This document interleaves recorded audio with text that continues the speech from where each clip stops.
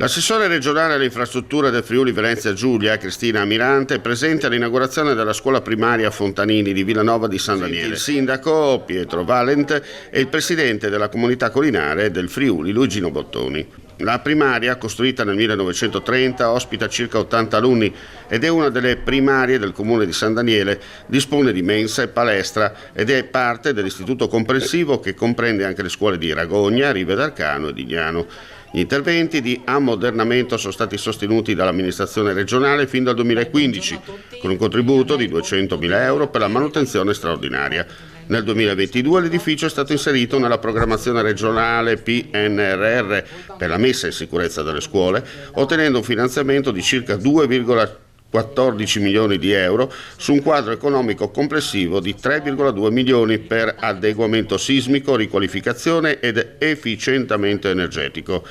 La Regione ha integrato il contributo PNRR con risorse proprie per circa 1 milione di euro, mentre il Comune ha stanziato 50.000.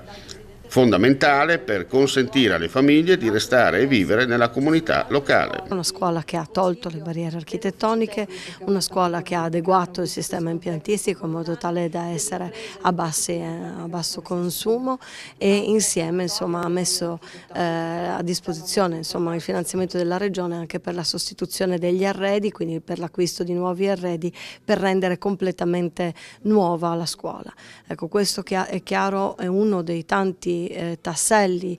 di un programma di questa legislatura regionale che vuole dare la possibilità alle famiglie di trovare tutti i servizi sul territorio, dalla facilità all'acquisto, all'affitto della casa a ovviamente le scuole che forniscono un servizio fondamentale per garantire chiaramente ai nostri bambini e ai nostri ragazzi di poter studiare e di poter appassionarsi, come diceva il Presidente della comunità collinare, al nostro territorio, a quello che produciamo, a quello che riusciamo a creare, quindi a restare ovviamente qui e a continuare ovviamente a vivere sul nostro territorio.